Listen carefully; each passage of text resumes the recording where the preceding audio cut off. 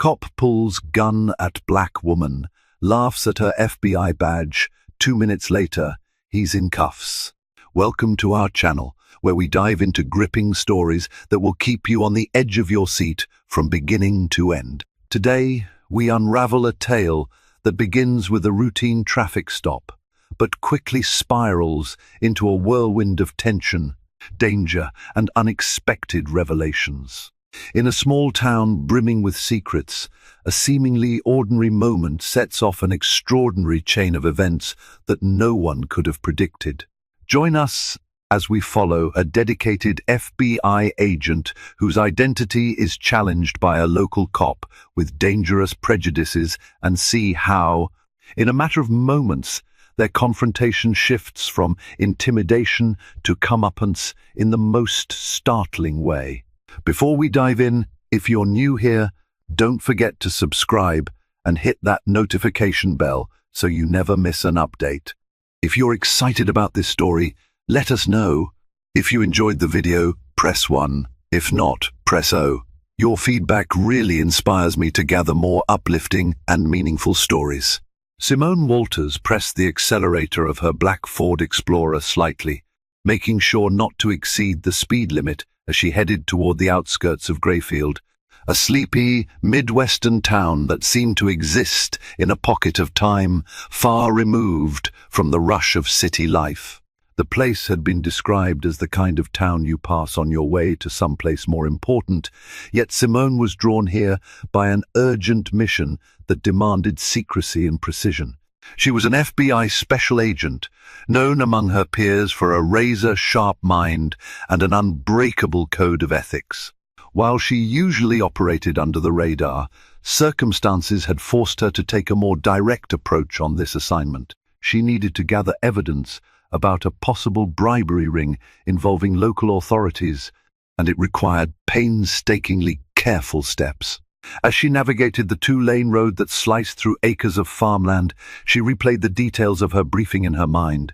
Grayfield's police department had been flagged for potential corruption, with mounting complaints of abuse of power and suspicious financial dealings.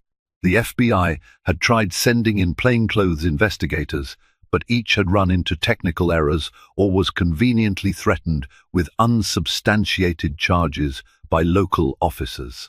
Simone, having grown up in a tough neighborhood and climbed her way through the ranks, possessed the grit needed to face such intimidation tactics.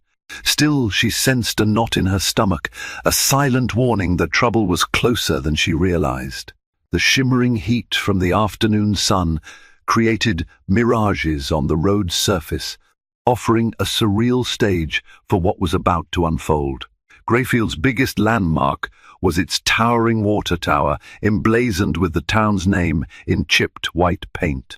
A smattering of red brick buildings lined its main street, while an older diner called Flo's Kitchen was rumored to serve the best hash browns in 3 counties. Simone had spent the last few days in a nondescript motel on the edge of town, blending in as a traveling insurance adjuster. She carried a plausible alias, complete with documentation to thwart casual curiosity. Yet, beneath her baggy sweatshirt, pressed slacks, and unassuming manner was a loaded Sig Sauer pistol and a badge that read Federal Bureau of Investigation. As she turned onto a remote county road that led to a local salvage yard, her next stop for a lead, she noticed a Dodge Charger with the Grayfield Police Department insignia parked on the shoulder. The officer behind the wheel seemed alert. His silhouette leaned forward as her SUV came into view. Instinct tensed her muscles. After years in law enforcement, she could sense when someone was watching her with more than casual interest. Sure enough, the Dodge Charger pulled out in a hurry, falling in behind her. She checked her speedometer, 42 miles per hour in a 45 zone. No reason to be stopped. Still, her pulse quickened. Something told her this wouldn't be a simple wave-and-go scenario. Officer Travis O'Connor was known around Grayfield for his aggressive tactics. According to the research Simone had gathered, multiple local residents had lodged complaints against him for excessive force. None of those complaints had gone anywhere buried in paperwork or dismissed by a complicit internal affairs process. The tall, broad-shouldered officer relished the lack of oversight, driving the roads of Greyfield as if he owned them.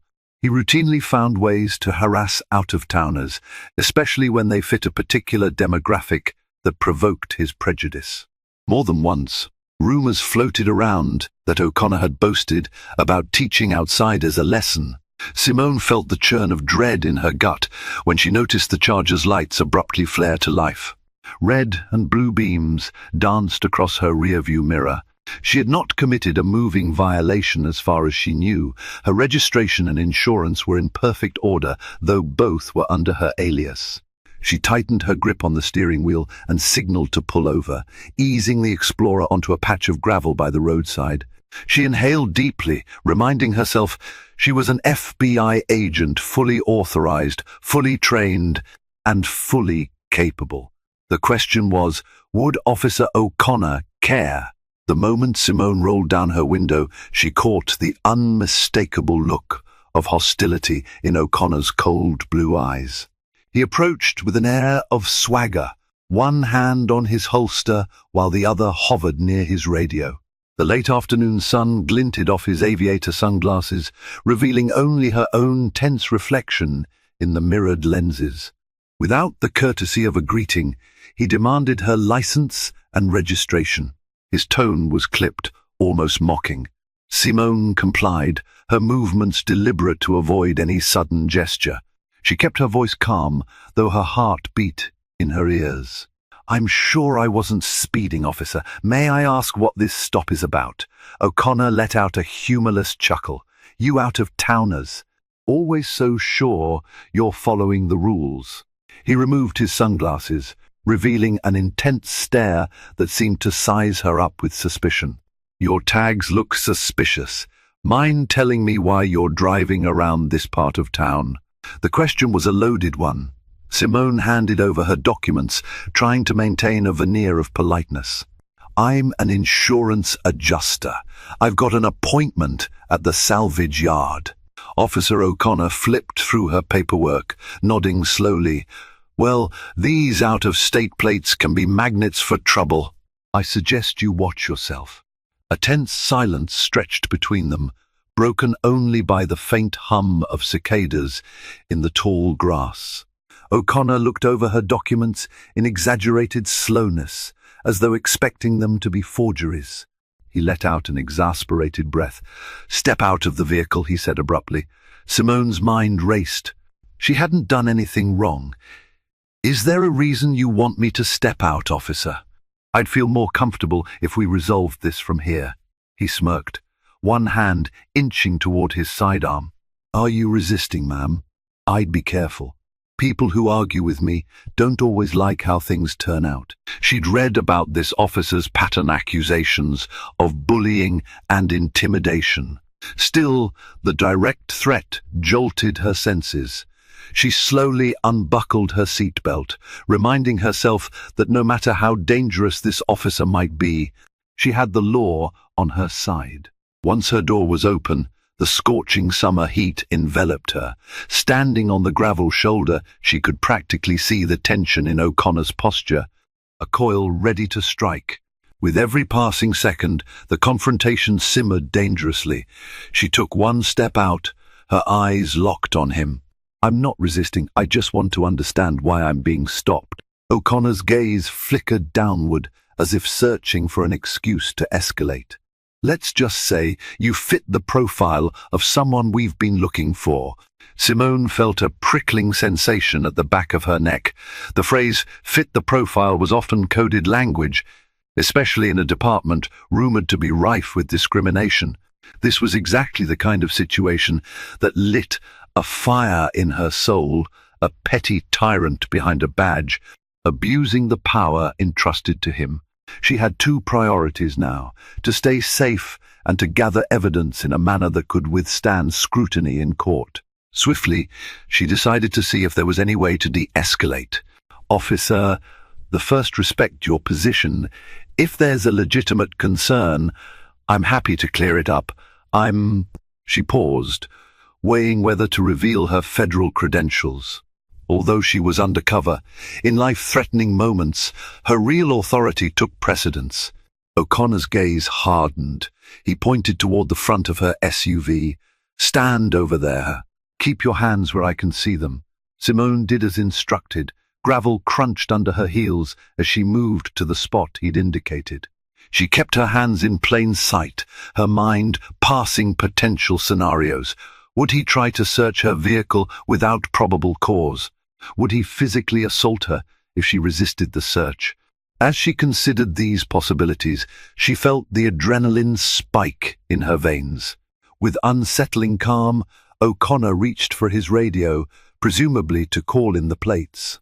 "Dispatch," he said. "This is Officer O'Connor out on County Road 17, running a stop for a suspicious female driver with out-of-state tags."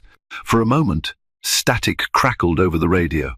Then a flat voice responded with routine procedure. While dispatch confirmed the vehicle information, O'Connor circled the SUV, peering through the windows. Simone noticed his shoulders stiffen when his eyes locked on something. She quickly realized he was staring at her black leather portfolio case on the passenger seat, a case that not only held her official FBI identification, but also some sensitive notes about the ongoing corruption investigation. That alone wouldn't expose her mission, but the presence of a federal badge might ignite a dangerous reaction if he suspected she was investigating his department. Her pulse hammered. She had to remain composed. If she panicked, that would only embolden him. O'Connor strolled back toward her, a smug grin stretching across his face. "What's in that fancy case you got there?" Her words came out measured even. "Work documents. I'm an insurance adjuster, remember?" He narrowed his eyes. "You wouldn't mind if I take a look, would you? Maybe you've got contraband." At this, Simone made her choice. She couldn't allow him to rummage through her confidential files. "Officer, I'm afraid I can't let you do that without probable cause. If you want to look through my personal effects, I have to inform you I'm a federal officer. I'm with the FBI." The transformation on O'Connor's face was immediate. Rather than shock or concern, he broke out into a dismissive laugh that echoed across the deserted stretch of road. "FBI? You? Let me guess. You bought that badge at a yard sale. Where's your big black SUV with tinted windows and men in suits? Am I supposed to believe you just happened to be investigating something in Greyfield?" His tone dripped with sarcasm, as if the very idea of a black woman serving in federal law enforcement was a comedic impossibility. Simone tightened her jaw. This was worse than she'd anticipated. Usually, once she identified herself, local officers would at least pause, aware of the consequences of hindering a federal agent. But O'Connor seemed energized by her revelation, as though it fueled the fire of his prejudice. She forced her voice to remain steady. "Officer O'Connor, I'm advising you to reconsider your approach. You are interfering with a federal investigation," he scoffed. "Let me see that badge then." I could use a good laugh. With careful, deliberate movements, Simone reached into the side pocket of her slacks, retrieving a slim leather wallet that bore the emblem of the FBI. She flipped it open so he could see the identification clearly. His eyes scanned it for a moment, then he burst into a grin of disbelief. "That's the worst fake I've ever seen." He raised his voice in a mock official tone. "Oh, watch out, everyone! We've got the FBI in Greyfield." What happened next felt like a slow-motion nightmare. In a single fluid motion, O'Connor pulled his service firearm from its holster and aimed it right at Simone's chest. The muzzle hovered inches from her, and her heart pounded so loudly she thought it might burst through her ribcage. Fear clenched her throat, but her training demanded she stay calm. Still, nothing in her years at the academy truly prepared her for staring down the barrel of a gun pointed by a fellow law enforcement officer. And certainly not like this, on an empty stretch of road where no one would witness what might happen next. O'Connor's voice trembled with adrenaline. She couldn't tell if it was excitement or rage. "Put your hands up. On your knees." Spittle flew from his mouth, and his face contorted into something monstrous. Simone slowly raised her arms, her mind racing with possibilities. If she tried to reach for her own gun, he could shoot her before she even unlatched the holster. If she complied, she risked being handcuffed, possibly assaulted. In all her training, the cardinal rule was to de-escalate first, if it was possible, without risking her life. She chose to comply for the moment, carefully lowering herself onto the gravel. The sun beat down fiercely, and her knees scraped against the rough surface, but it was the least of her worries. O'Connor swaggered forward, looming over her with a sneer. "If you're really FBI, then I'm the President of the United States," he taunted, pressing the gun forward as though to dare her to move. She could see a faint tremor in his hands. He was excited. This man thrived on control. She locked her eyes on the horizon, trying to calm her breathing. For a fraction of a second, she thought about how quickly life could change. Minutes ago, she was on her way to follow a lead, and now she was at gunpoint. It enraged and frightened her in equal measure. The scorching wind carried the smell of hot asphalt and dust, while the distant sound of a tractor in a nearby field provided an eerie soundtrack to this ordeal. Just then, O'Connor braced his radio against his shoulder. "Dispatch, I have a suspect resisting arrest. Might need backup." His voice was thick with self-importance. Simone felt a spike of anger. He was fabricating a narrative, a common tactic used to justify escalating force. She remained perfectly still, resisting arrest in no way whatsoever. But she knew that in too many cases this was how false reports were born, turning the victim of police misconduct into the aggressor. Raising her voice so that Dispatch might hear her words, Simone spoke clearly. "Officer, I've told you, I'm a federal agent. I have not resisted arrest.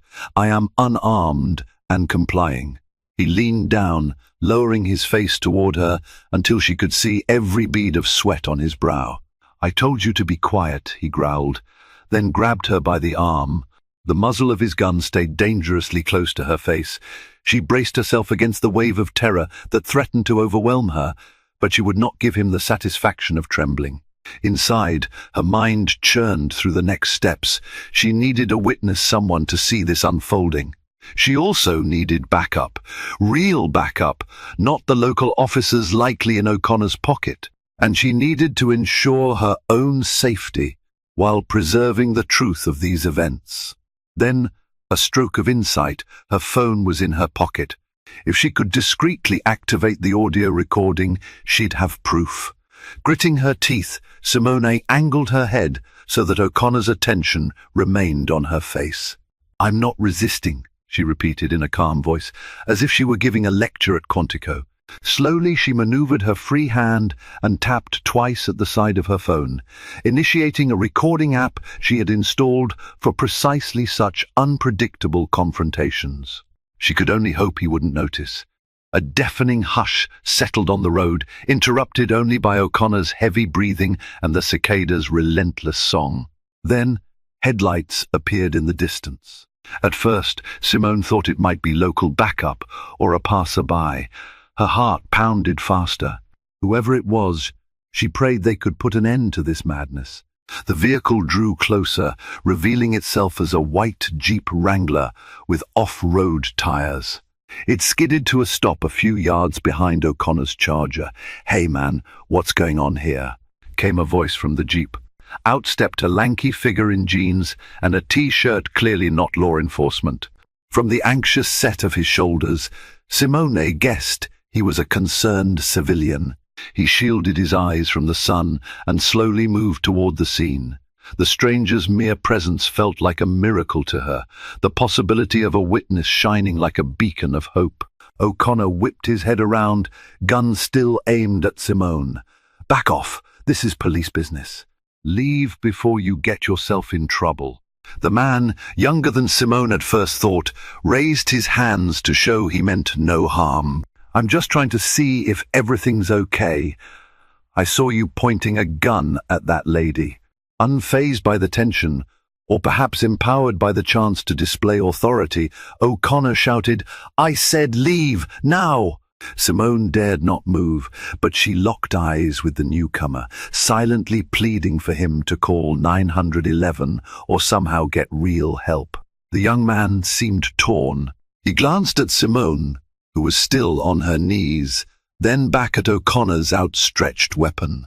"I don't want any trouble, officer. It's just..." That woman looked scared. Simone took the chance. "Please call for help," she said softly. O'Connor reacted in a flash, pivoting to point the gun at the bystander. "You do that, and I'll have you arrested for interfering with police duties." But in that moment, a more critical intervention occurred. Another set of lights flooded the roadway this time from a sleek, black Chevrolet Suburban. Simone's breath caught. She recognized the vehicle. It was the standard government-issue SUV often used by federal or state law enforcement. Was it her colleagues? Had someone from the local FBI field office tracked her location? The Suburban screeched to a halt, and out stepped a tall figure wearing a dark suit and tinted sunglasses. For a brief moment, O'Connor's grip on his gun loosened. Simone seized the opportunity to stand. Every muscle in her legs felt shaky, but she forced herself to appear composed.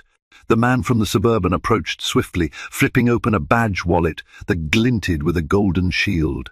"My name is Agent Roberto Sandoval, FBI," he announced in a commanding tone that carried an air of unyielding authority. "Officer, put your weapon down." Simone had worked with Agent Sandoval before. He was a seasoned investigator with a reputation for fairness and an unwavering dedication to the Bureau's mission. She felt an overwhelming rush of relief at his presence, tempered by the knowledge that O'Connor might not go quietly. The corrupt officer's eyes darted between Sandoval, Simone, and the bystander who was now half hidden behind his jeep. Tension hung in the air like the crackle before a thunderstorm. For a split second, O'Connor seemed to consider an all-out confrontation. His lips curled back in a snarl, and Simone could almost see the wheels turning in his mind, calculating how far he could push this. Then, a sly grin replaced his anger. He lowered his gun, albeit grudgingly, but refused to holster it. "FBI, huh?" he sneered. "This place is swarming with wannabe feds today. So what's your move, big shot?" Agent Sandoval didn't flinch. "My move is to ensure the safety of my colleague and to investigate why you have a law-abiding FBI agent at gunpoint." He gestured for Simone to come closer. She moved gingerly, hyper-aware that O'Connor's finger was still on the trigger. Her heart hammered as she stepped beside Sandoval, who positioned himself protectively in front of her. "You're interfering with police procedure," O'Connor spat, shifting on his feet. "Don't you have to notify the local PD when you're in town, or do you feds just show up wherever you like?" Sandoval glared. "We have every right to be here, officer. Now holster your weapon." At that moment, the radio on O'Connor's shoulder crackled, summoning him back to reality. A curt voice from dispatch announced that there was no record of Simone's plates being involved in any wrongdoing, nor any outstanding warrants. The timing was impeccable, as if the universe itself was stepping in to reveal the truth. Simone watched the flicker of uncertainty flash across O'Connor's face. If he continued to escalate, he would lose every shred of credibility and possibly his freedom if federal authorities decided to press charges. But in an unexpected twist, O'Connor began to laugh again, a harsh cackle echoing down the empty road. "You FBI types think you can just blow into my town and run the show. Well, I've got news for you." His eyes flicked to Simone. "Badge or no badge, you're not welcome here." Sandoval exhaled, obviously losing patience. "We'll see about that. Officer, I'm placing you under official notice that you're interfering with federal business. If you don't stand down, I will place you under arrest." "Arrest?" O'Connor spat in disbelief, feigning amusement. "You're not arresting me for doing my job." But that was precisely what Sandoval intended. He calmly reached behind his back and produced a set of handcuffs. "Officer Travis O'Connor, you have the right to remain silent." In that charged instant, Simone saw the officer's mouth twist into an angry snarl. His face went beet red. She braced for another outburst, possibly even a shot fired. The next 2 minutes would decide everything. For a heartbeat, nobody moved. The summer heat pressed down like a suffocating blanket, and the only sounds were the gentle rumble of the Jeep's engine and the crackling static from O'Connor's radio. Then O'Connor made a wild gamble. He raised his service weapon again, pointing it at Sandoval now. Simone's heart lurched. If O'Connor fired, the situation would spiral out of control instantly. "Back off," he bellowed. "I swear I'll—" He never finished that sentence. Simone lunged forward in a fluid, practiced motion, pivoting her body to knock the gun to the side, just as Sandoval surged in to lock O'Connor's arm. Together, they forced the weapon from his grasp. The pistol clattered onto the pavement, its metallic ring echoing in the heavy air. O'Connor twisted violently, trying to break free, but Simone had him pinned at the shoulder.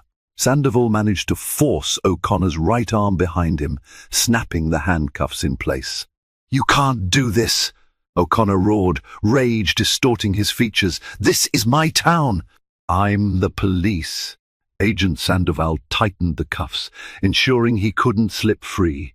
"Not anymore," he said gravely. The bystander from the Jeep stared wide-eyed, phone in hand, apparently filming the entire encounter. Simone let out a shaky exhale, the adrenaline crash hitting her like a tidal wave.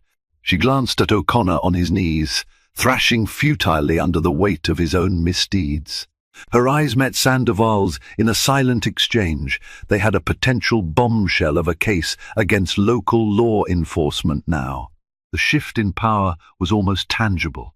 O'Connor went from swaggering tyrant to detainee in a matter of seconds. The young bystander approached, lowering his phone. He seemed torn between relief and shock. "Are you guys okay? That was crazy." Simone wiped sweat from her brow. "We'll be fine. You did the right thing by stopping and checking on us," she said, meaning every word. Had he not shown up when he did, who knew how much farther O'Connor would have gone before Agent Sandoval arrived? Agent Sandoval pressed his earpiece to contact the local FBI field office. "This is Agent Sandoval. We need local PD backup and forensics on County Road 17. Send a black and white with a senior officer. We have an arrest of a Greyfield police officer for assault and obstruction of federal duty." He brandished a firearm at a federal agent. A crackling voice confirmed receipt. Simone found her breath easing, knowing more help was on the way. She rubbed her sore knees where the gravel had dug in. O'Connor continued to hurl curses at them, but the veneer of authority was gone. The real question now was whether the rest of the Greyfield Police Department would back him, or if they'd understand that he'd gone too far. Within minutes, a Greyfield PD cruiser arrived, lights flashing. The officer stepping out was a lanky man in his 50s, nameplate reading Sergeant Mulligan. At first, he wore a perplexed look, as though he'd stumbled onto a film set. Then, seeing O'Connor cuffed on the ground, he bristled. "What's going on here?" Agent Sandoval introduced himself calmly, explaining the situation in clipped, official tones. "Sergeant Mulligan, we have probable cause to arrest Officer O'Connor."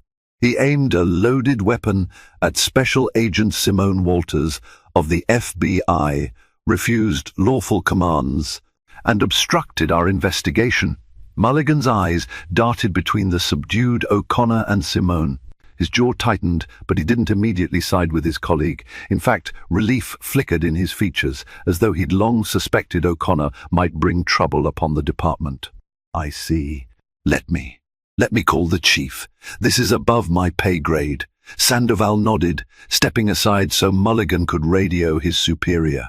Meanwhile, Simone crouched near O'Connor, who was no longer thrashing, just glaring at her with unbridled hatred. "You think you're going to get away with this?" he spat. "I have friends in this department." Simone met his gaze without flinching. "Those friends won't save you when the evidence comes out. You threatened a federal agent with lethal force. That's a felony. And I've got a recording." She tapped her phone, still capturing audio. His face paled. For the first time, he seemed to grasp the severity of his predicament. The karmic tide had turned, and nothing would stem its flood. Over the next hour, the roadside scene became a flurry of official activity. Another FBI vehicle arrived, carrying 2 more agents. They meticulously gathered statements, took photos of the scuffed gravel where Simone had knelt, and bagged O'Connor's service weapon as evidence. Local drivers slowed to stare at the spectacle, uncertain whether to rubberneck or flee. Sergeant Mulligan relayed messages from Greyfield's police chief, who apparently was at an out-of-town conference and would return as soon as possible. In the meantime, Mulligan appeared to cooperate with the federal agents, if a bit anxiously. For Simone, the swirl of voices and crackling radios felt both exhausting and oddly triumphant. As humiliating and terrifying as it had been, O'Connor's assault had inadvertently handed her the smoking gun she needed to expose the corruption in Greyfield's PD. She had more than enough to launch a full-fledged internal review. Yet, a small voice in her head warned her that they weren't out of danger. If O'Connor had allies within the department, they might try to sabotage the investigation. The risk was far from over. Still, there was an air of vindication in seeing O'Connor placed in the back seat of his own squad car, cuffed, disarmed, and fuming. When they read him his rights, Simone caught his eyes flickering with something like fear. Over the years, he had leaned on his badge to protect him from repercussions. Now, that same badge was part of the evidence against him. The weight of karma pressed down heavily, and it was only the beginning. One of the newly arrived FBI agents, a stout man named Agent Monroe, approached Simone with a respectful nod. "Agent Walters, we've secured the scene. Are you all right?" His voice carried genuine concern. Simone flexed her shoulders, tension oozing from her muscles. "I'll be fine. Might have a few bruises, but I'm okay." She looked around at the chaotic scene. "I never expected it to escalate this fast." Agent Monroe nodded, handing her a bottle of water. "I reviewed the dispatch. Sounds like you made a quick decision in a high-risk moment. You did well, kept your cool." She took a grateful gulp, letting the water soothe her parched throat. "I appreciate that. We need to keep a tight chain of evidence on everything, especially my phone recording." She pulled up the file on her device, handing it to him so it could be uploaded securely as part of the case file. "O'Connor threatened me, brandished a firearm, and refused to acknowledge my federal badge. He's also on audio making statements that could imply racial bias." Monroe's lips pressed into a thin line. "There's a big case brewing here, no doubt." He paused, scanning the group of uniformed officers, each wearing the same Greyfield patch on their shoulders. "We'll need to keep an eye out for pushback. If O'Connor's got cronies, they might not hesitate to obstruct." For the remainder of that afternoon, Simone was debriefed on the events by her FBI colleagues and asked to provide a thorough statement for both the Bureau's internal records and the eventual criminal proceedings. The local news media caught wind of an incident involving an FBI agent and a Greyfield police officer, though the details were initially hazy. Simone suspected it wouldn't stay hazy for long. Word would travel fast, and the entire department might close ranks to protect their own. She recalled the bystander in the jeep who had bravely confronted O'Connor despite the danger. She approached him when things calmed down, discovering his name was Jermaine Garrett, a local college student on break. He was shaken but determined to stand by what he saw. "I got the whole thing on video if you need it," he said. "It was pretty terrifying to watch a cop pull a gun like that." Simone assured him that his footage would be crucial. "Thank you for stepping in. You probably saved me a bullet," she said sincerely. Jermaine's face reddened, unsure how to respond to the gravity of her words. Eventually, he just nodded, promising to send the video file to her official bureau email. Night fell by the time the FBI finally secured everything they needed from the roadside. O'Connor had been transported to a nearby holding cell, ironically, one managed by the same sheriff's office he often looked down upon. The salvage yard meeting that Simone had planned was obviously derailed. She quietly hoped this ordeal hadn't compromised her overall investigation into corruption. But given O'Connor's immediate meltdown, it seemed she was onto something bigger than a single bad cop. Early the next morning, Simone woke in her motel room to the shrill ring of her cell phone. She grabbed it, blinking away the remnants of a restless sleep. Agent Sandoval was on the other end. "Morning, Simone. I'm outside your motel. Thought we could debrief over coffee. You up?" She glanced at the clock. 6:15 am. "Yeah, sure. Give me a few." She quickly washed up, changed into a fresh blouse and slacks, and grabbed her go-bag. Outside, Sandoval waited beside a dark blue sedan. His expression was a mixture of relief and lingering tension. Together, they drove to a nearby Dunkin' Donuts, a staple she relied on for strong coffee when traveling for work. Once settled at a corner booth, with steaming cups in front of them, Sandoval spoke in a hushed tone. "We've put O'Connor on indefinite suspension, pending charges of assault, brandishing a firearm, and interfering with federal operations. But it's bigger than that," he added, sliding a folder across the table. Inside were copies of financial statements, questionable bank transfers, and a list of phone logs. "We suspect O'Connor may have been receiving regular payments from an unknown source. He might have been more than just a bully with a badge. He could be directly tied to corruption in Greyfield." Simone's jaw clenched. "That means we're likely dealing with a network, maybe higher-ups in the police department, or local government officials." Sandoval nodded, tapping a photograph clipped to the folder. It showed a local businessman named Irving McClure, rumored to have a stranglehold on Greyfield's building contracts. "We've had our eyes on McClure for a while. Word is he pays people off. If O'Connor was one of them, there could be more. We're going to need airtight intel."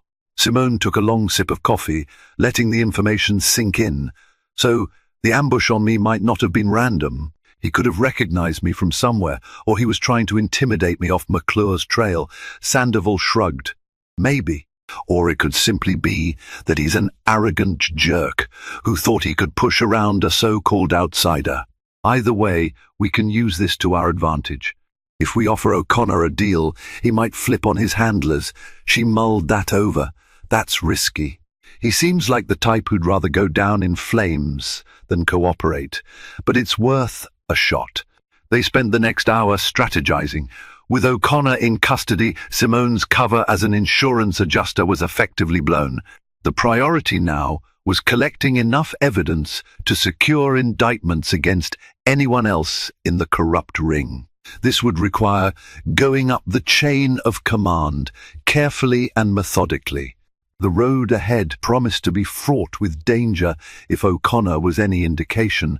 These people wouldn't hesitate to resort to violence to protect their secrets. Finally, Sandoval stood, gathering his papers. "We have a meeting at 9:00 am with the U.S. Attorney. They're keen on pressing charges for civil rights violations too. That gives us more leverage. Let's head over." Outside, the morning sun bathed Greyfield's modest streets in golden light, as if the town were just another peaceful, unremarkable place. Yet Simone knew that beneath the quaint veneer, a battle for justice was brewing, and she would be right in the thick of it. The meeting at the U.S. Attorney's makeshift office, a renovated Victorian house on Main Street, felt like a crash course in how many skeletons Greyfield might have. The U.S. Attorney, Linda Holland, was a sharp-eyed woman in her early 40s who wasted no time dissecting the evidence. Her seriousness was palpable as she spoke to Simone, Sandoval, and a small group of federal investigators. "All right," she began, flipping through case files. "We have probable cause for multiple charges against Officer O'Connor, his racist threats and pulling a firearm on a federal agent. Well, let's just say he's in a heap of trouble, but that's not enough. We need the people behind him. We need the puppet masters, not just the puppets." Simone nodded. "O'Connor is the tip of the iceberg. We suspect payoffs to officers. We suspect a local businessman, Irving McClure, might be funneling money to keep the police off his back." Holland leaned forward. "McClure, name's come up before. If we can connect him to O'Connor's finances, that's an immediate federal case, bribery of local officials. We'll also want to look at the police chief and possibly the mayor. Greyfield's leadership has been suspiciously cozy for a while. The plan was hatched. They'd attempt to put pressure on O'Connor in an interrogation. If he flipped, they'd get the next link in the chain. If not, they'd have to build the case by infiltrating McClure's business dealings. It was delicate work, but Simone was used to that. The bigger question was, could they do it without tipping off the entire department or endangering themselves further? Shortly after noon, Simone found herself in the stark, windowless interrogation room at the county jail where O'Connor was being held. A single fluorescent light flickered overhead, giving the scene a low-budget horror movie aesthetic. The guard outside nodded respectfully to her and Sandoval as they entered. O'Connor sat at a metal table, hands cuffed in front of him, his eyes dull with exhaustion. Gone was the arrogant smirk, replaced by the guarded resentment of a trapped animal. Sandoval took the lead. "Officer O'Connor, you're looking at multiple federal charges, assault on a federal officer, civil rights violations, and possibly conspiracy if we can connect you to illegal payoffs." He leaned on the table, his tone businesslike. "Your best move right now is to cooperate. Tell us who's been paying you, and we might talk plea deal." O'Connor jutted his chin out, stubborn as ever. "I don't know what you're talking about. No one's paying me. I've always done my job by the book." Simone watched him closely. She couldn't forget how only yesterday this man had pointed a gun at her, mocking her credentials. "You pulled a firearm on me with no justification. That's not by the book." He shrugged, refusing to meet her gaze. "You were suspicious, driving around town with fake plates." Sandoval spread out printed bank statements. "Let's skip the part where you pretend innocence. We have your statements, showing unexplained deposits every month, around the same time. Where are these funds coming from?" For a moment, O'Connor's face flashed with surprise. Then he masked it with forced bravado. "That's none of your business." Simone stepped in, her tone gentle but firm. "Travis, look, whatever you've done, there's a bigger story here. You can't protect the people who paid you. They won't lift a finger to save you now. You think they care if you rot in a federal prison? Because that's where you're headed, unless you talk." He shifted in his chair, cuff chains rattling, his eyes flickered with doubt. "You're bluffing. There's no case. Nobody's going to believe your word over mine." Sandoval slid a small audio recorder across the table. "We have the entire incident on tape, from the moment you pulled your gun to the moment you threatened her life, plus eyewitness video from a local resident. And that's just the beginning." Silence thickened in the room. Finally, O'Connor blew out a harsh breath. "Let me talk to my lawyer," he snapped. It wasn't a refusal to cooperate, exactly, but it indicated he wasn't going to roll over easily. The tension in the interrogation room was suffocating, and Simone felt a surge of frustration. O'Connor had them in a holding pattern. If he wanted to drag this out, it could take weeks' time that might let the corruption ring cover its tracks. Before leaving, Simone locked eyes with O'Connor. "Last chance for now," she said, voice low. "We know you're involved in something bigger. If you keep quiet, the only person getting hurt here is you." He said nothing, but she noted the slight tremor in his jaw, fear, seeds of doubt. That was something, at least. After stepping outside the interrogation room, Simone turned to Sandoval. "He won't talk yet," she murmured, her voice echoing in the sterile hallway. "We'll need a different angle." Sandoval nodded. "We'll review phone logs, see if we can track the deposit sources. Build a bigger net. If we find a direct link to McClure or other officials, we can corner him again." Simone sighed, checking the time on her phone. She still had the original lead about the salvage yard manager who'd hinted at crooked dealings among Greyfield officers. But now, every plan was complicated by the fact that her cover was compromised. She couldn't just show up wearing a disguise and hope to pass as an insurance adjuster. The entire police department likely knew about the confrontation. "We'll have to be strategic," she concluded. As they walked through the jail's secured corridors, they passed a pair of uniformed officers whispering. Their hushed conversation died immediately when Simone and Sandoval approached. The sideways glances and tense posture told her everything they knew about O'Connor's arrest, and they didn't like it one bit. The spectre of retaliation loomed large. Once in the parking lot, Sandoval's phone buzzed. He answered, then shot Simone a meaningful look. "We've got a lead," he said, covering the phone's mouthpiece. "It's about McClure. Apparently he's hosting some kind of private event tonight. Could be a good chance to see who else is in his circle." Simone's heart quickened. "Then we should be there. Let's see how the puppet strings connect." By evening, Simone found herself standing outside the ornate gates of the McClure estate, an expansive property that seemed out of place in sleepy Greyfield. The driveway was lined with manicured hedges and glowing lanterns. The main house loomed in the distance, a lavish, pale stone mansion that spoke of old money or cunning corruption or both. Under normal circumstances, Simone might have gone undercover, but given the confrontation with O'Connor, that risked immediate recognition. Instead, she wore a modest black cocktail dress and carried a small clutch with her FBI badge tucked inside. She and Sandoval had parked in a discreet location, then approached on foot to gauge security. A uniformed private guard stood at the gate, checking invitations against a clipboard. Sandoval adjusted his tie. "Ready for Plan B," he whispered. Simone nodded, taking a steadying breath. "Yeah. Let's see if we can talk our way in.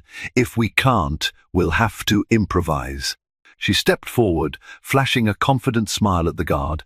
"Hi there. We're late, but we're friends of Mr. McClure," she said breezily. The guard squinted at them. "Names?" She flicked a glance at the clipboard, noticing names that began with the letter S. Quick thinking spurred her to say, "Samantha and Robert Stevens." The guard scanned the list. Simone held her breath. They weren't on it, but maybe the guard wouldn't make a scene. Instead, he glared. "Not seeing that. Are you sure you're on the list?" Sandoval leaned forward, adopting a genial tone. "Actually, we might be under McClure's personal invites. Could you check with him directly?" The guard looked suspicious, but after a tense moment, he picked up his phone to call someone inside. While the guard spoke quietly on the phone, Simone angled her gaze through the iron bars of the gate. She glimpsed a cluster of high-end cars parked along the circular driveway: Mercedes, BMWs, and even a Tesla, a gathering of some of Greyfield's wealthiest elites, no doubt. If McClure was laundering money, bribing officials, or orchestrating corruption with local police, these were likely the same individuals who profited from those unethical deals. She overheard the guard mumble a description of them. Her pulse drummed, waiting for a definitive yes or no. Then, unexpectedly, the guard hung up, stepped aside, and opened the gate. "Fine," he said curtly. "Mr. McClure said to let you in." Simone and Sandoval exchanged a quick glance. This was too easy, a potential trap, or a sign that McClure suspected nothing. Or perhaps he recognized their arrival and wanted them inside for his own reasons. "Thank you," Simone said, feigning a relieved smile as they walked through. Halfway up the driveway, Sandoval whispered, "Be careful. If McClure wanted to keep us out, he would have." "We might be heading straight into the lion's den," Simone nodded. "At least we'll see what the lion is up to. Keep your eyes open for anything incriminating." As they neared the mansion's grand entrance, the sound of clinking glasses, subdued classical music, and murmured conversations spilled onto the wide marble steps. A server passed with a silver tray of champagne flutes, but Simone politely declined. She couldn't risk dulling her senses, not for a second. Inside, the mansion's interior was even more luxurious than expected. A towering crystal chandelier cast shimmering prisms of light across the polished floor. Guests in formal attire mingled, exchanging pleasantries and conspiratorial smiles. The air smelled of expensive perfume, aged whiskey, and subtle tension. Simone recognized the mayor of Greyfield near the fireplace, chatting with a man who looked like a state senator. Both men exuded the confident air of public figures who believed themselves untouchable. Sandoval scanned the crowd discreetly, searching for their host. "There," he whispered, inclining his head toward a tall man with slicked-back silver hair. Irving McClure stood by a grand piano, entertaining a small group with a practiced smile. He wore a tailored suit that seemed to advertise his wealth, while his sharp gaze occasionally swept the room as if appraising every individual's worth. Taking a measured breath, Simone guided Sandoval closer to that side of the room.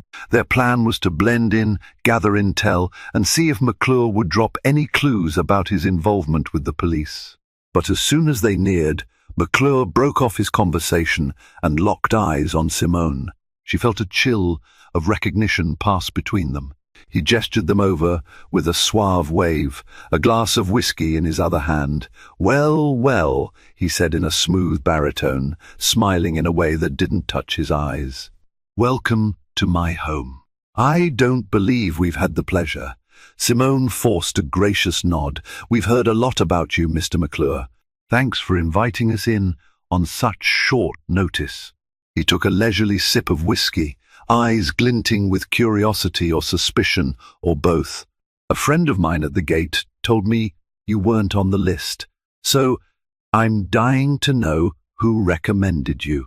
Sandoval cleared his throat, stepping forward with a practiced smirk. "We've been looking to invest in the area, and your name came up in all the right conversations," he said, spinning a story they'd devised in the car. "We couldn't pass up an opportunity to introduce ourselves." McClure tilted his head, measuring their words. Then a slow smile curled his lips. "Investors, are you? Well, Greyfield is always looking for fresh blood, but you'll find that it's a tight-knit community.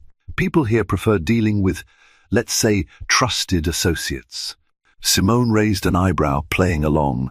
Trust can be earned. She deliberately left the statement hanging, hoping McClure would fill the silence with something revealing. Before he could respond, a commotion by the doorway drew everyone's attention. A new arrival, Detective Ray Gaines, one of Greyfield's senior officers, stepped in. Simone recognized him from the background check she'd done. If there was corruption involving the upper echelons of the police department, Gaines was rumored to be near the center. The detective locked eyes with McClure and then flicked his gaze to Simone and Sandoval, suspicion sharpening his features. McClure's voice took on a silky undertone. "Why don't you enjoy yourselves? Have a drink. I need to speak with an old friend." He excused himself and moved swiftly to greet Detective Gaines, the two huddling in a corner near a grand staircase. Their hushed conversation was guarded, but McClure's occasional glance in Simone's direction betrayed his wariness. Sandoval leaned in, speaking near her ear. "We're definitely on their radar. This might be our chance to tail them, or at least eavesdrop on what they're saying." Simone nodded, heart hammering. "We have to be subtle. Let's mingle and inch closer." They navigated through clusters of Greyfield's elite, who eyed them with polite curiosity. Simone exchanged small talk with a local bank manager and a councilwoman, all while maintaining a peripheral watch on McClure and Detective Gaines. Whenever she managed to edge within earshot, they lowered their voices or shifted location. The cat and mouse game was on, and it reminded Simone of a complex waltz. One misstep could shatter their cover. Suddenly, McClure broke away, heading upstairs with Gaines trailing behind. Seeing an opening, Simone touched Sandoval's arm. "Let's try to follow at a distance." They slipped away from the main gathering, creeping up the sweeping staircase. The upper floor was quieter, the hum of conversation drifting from below like echoes in a distant chamber. At the end of a long hallway lined with expensive paintings, a door clicked shut. Simone crouched by the corner, straining to listen. Sandoval pressed a small device, a concealed microphone amplifier against the door's wooden panel. Through the faint crackle, they caught bits of hushed dialogue. "O'Connor messed up, got himself arrested. We need a plan to contain this. Point, the feds are sniffing around." The mention of O'Connor made Simone's pulse spike. McClure's voice was tense. "If the Bureau's onto us, we shut this down. No more payoffs until we know exactly what they have." Gaines hissed, "We can't just leave O'Connor to rot. He might talk." McClure's reply came cold and decisive.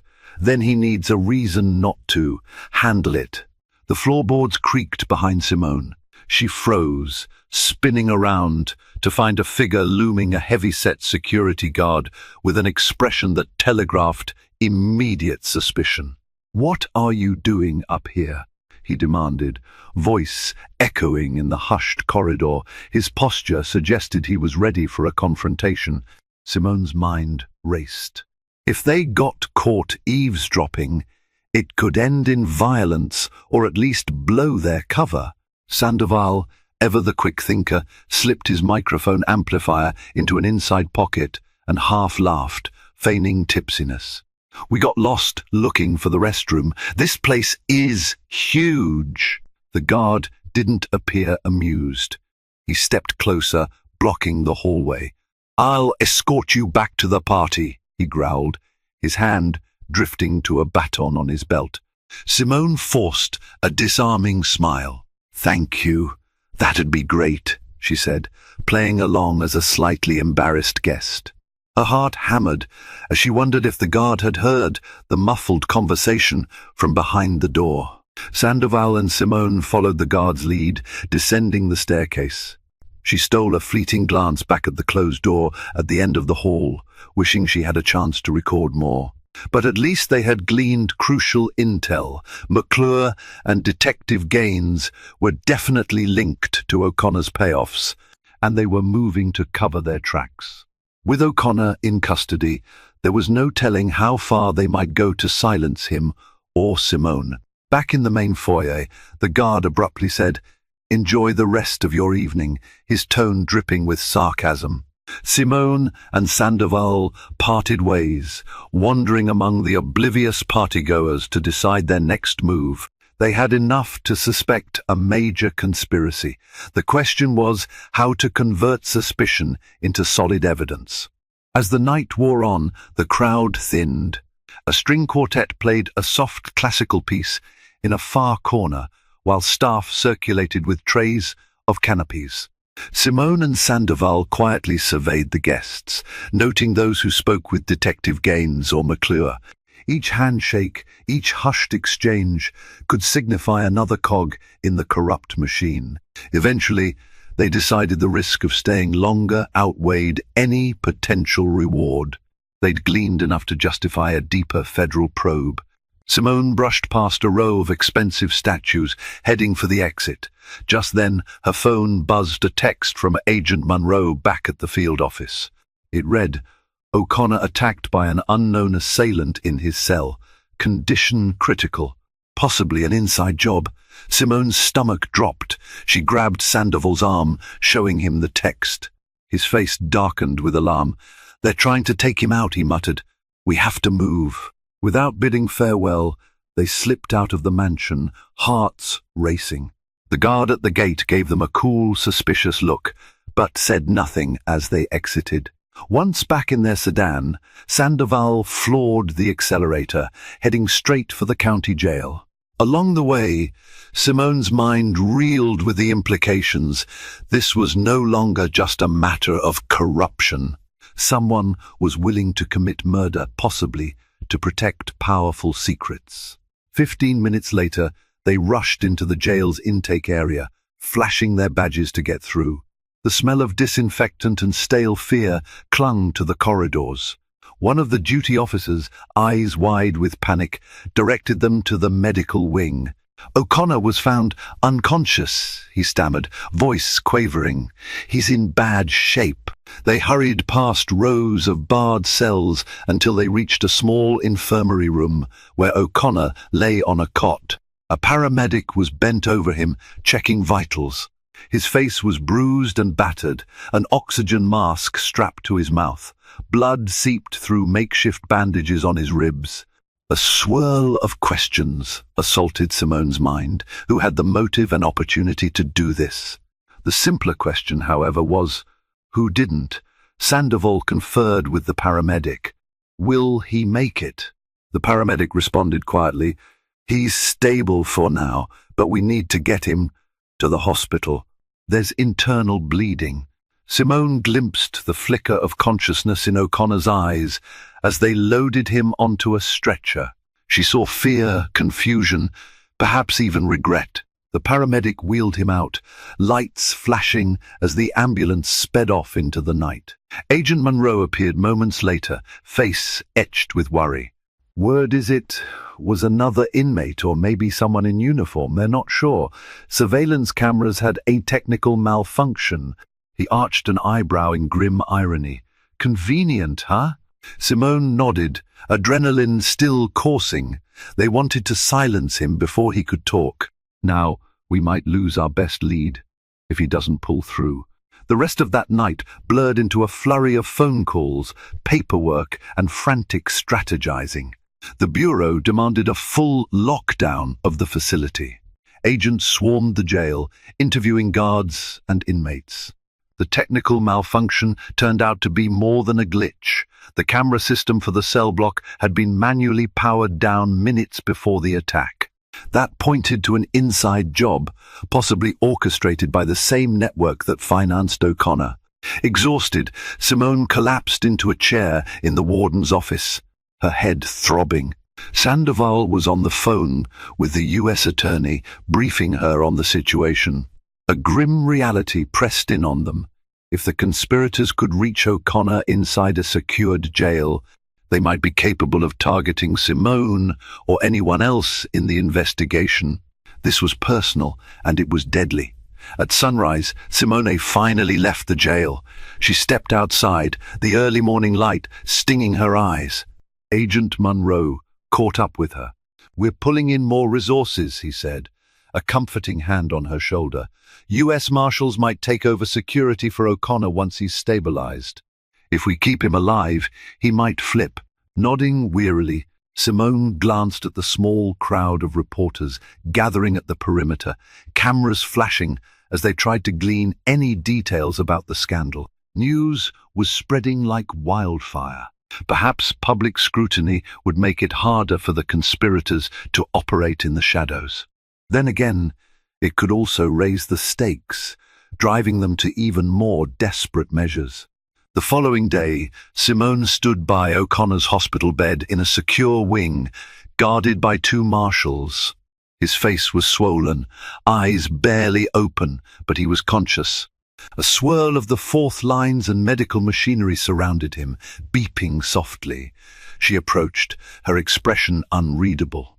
He coughed weakly, his voice rasped out in a strained whisper.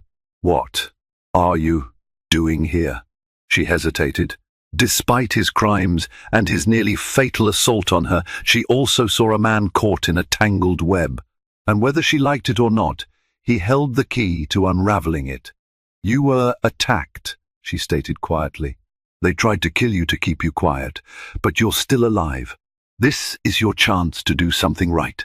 A single tear slid down the side of his bruised face. Whether from pain, shame, or both, Simone couldn't say. He swallowed, voice trembling. McClure, he paid me, paid others too, the mayor, the chief, Gaines, all on the payroll. He paused, coughing violently. They said, if I kept people like you off their backs, I'd make a fortune. Simone's heart pounded. Here it was, the confession that could crack Greyfield's corrupt circle wide open. She gently urged him to continue. Travis, I need names.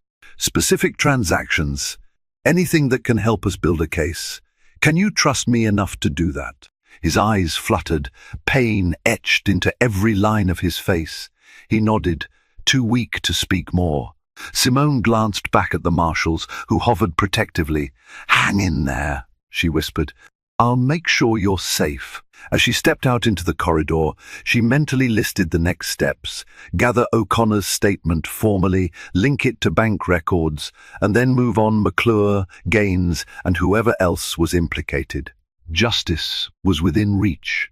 By the end of the week, the FBI had compiled enough probable cause to secure arrest warrants against Detective Gaines, the police chief, and Mayor Jenkins, all of whom had received sizable deposits from McClure's shell companies. More agents rolled into Greyfield, setting up a makeshift command center in the county courthouse. Tensions soared as rumors spread that half the police department might be on the take. Officers loyal to the chief tried to block the arrests, but the sheer force of federal authority prevailed. Simone watched events unfold with an odd mixture of relief and lingering anger. The memory of O'Connor's gun aimed at her, his laughter ringing in her ears, refused to fade. But that moment, when he ended up in cuffs, had been the catalyst for change. True, the journey had been harrowing and dangerous, but it brought them to a place where real accountability could happen. Arresting crooked officials was one step, but rebuilding trust in law enforcement in Greyfield would take far longer. The culminating moment came when Irving McClure himself was taken into federal custody. Agents raided his mansion at dawn, seizing documents, computers, and account ledgers. McClure tried to appear composed, insisting to reporters that he was innocent and would be cleared of all charges. Yet the look in his eyes suggested he knew his empire was crumbling. The FBI found reams of evidence linking him to bribes, money laundering, and orchestrated violence through complicit officers like O'Connor. Standing outside the mansion's gates, Simone felt a sense of closure wash over her. She remembered the first time she'd driven into Greyfield, uncertain and uneasy, never expecting to uproot an entire network of corruption. And now, in front of these opulent gates, it all came full circle. In the weeks that followed, trials were set, and Greyfield's political structure underwent a massive upheaval.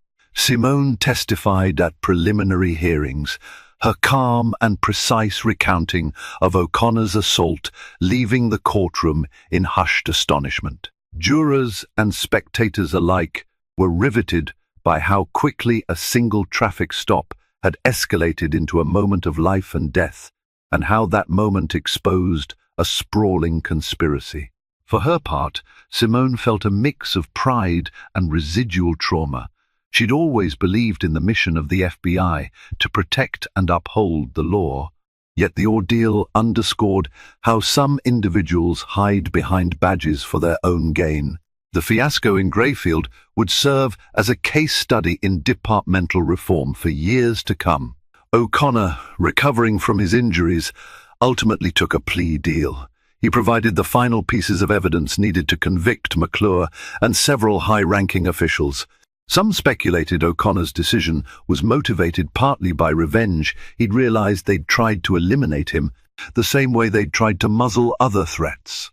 In the end, he faced serious prison time, but it was reduced in exchange for his testimony. As the dust settled, Simone headed back to her office, where commendations awaited her. She felt no triumph in seeing O'Connor's downfall, only a sense of justice. He had reaped what he'd sown, falling victim to the very system of corruption he'd eagerly served. On the morning of her departure, Simone took one last drive through Greyfield. With the arrests made, the small town breathed a subdued sigh of relief. Some shops hung banners reading "Thank you, FBI" in their windows, while citizens cautiously hoped for a future free of bribe-fueled policing. She dropped by Flo's kitchen for those famous hash browns, finding them every bit as good as the rumors. The waitress, recognizing Simone from the local news coverage, gave her a grateful nod. "Thank you for cleaning up this mess," she said softly. Outside, the horizon stretched wide, bathed in the early sunlight that glinted off the dusty roads. Simone felt a pang of sadness for a community that had been betrayed by those sworn to protect it. But she also felt hope. Truth had seen the light of day, and wrongdoing was being held accountable. That was the essence of her duty, and the essence of karmic retribution. She turned onto the highway, heading back to the city, back to the everyday bustle of the FBI's world. In the rearview mirror, Greyfield's water tower receded into the distance, a silent monument to how quickly a single, tense moment can alter the course of an entire town. That moment when a cop pulled a gun on a black woman and laughed at her FBI badge proved to be his undoing. Within minutes, he was the one in handcuffs, marking the beginning of the end for a network of corruption that might otherwise have thrived. Though Simone's mind still played out the confrontation in flashes, his sneering grin, the cold metal of his gun, she found peace in the outcome. Justice had prevailed, and sometimes that was enough to keep her faith in the system she served. Thank you for watching this thrilling saga of corruption, courage, and the unwavering pursuit of justice. From a tense confrontation on a lonely road to the sweeping takedown of an entire bribery ring, this story proves that truth can emerge even in the darkest corners. If you found yourself on the edge of your seat, don't forget to show your support. Hit that like button and share this video with others who love a dramatic twist of fate. And if you can't wait for more riveting accounts of justice served, subscribe to our channel and ring the notification bell. Stay tuned for more stories that inspire, challenge, and remind us that integrity can triumph against all odds.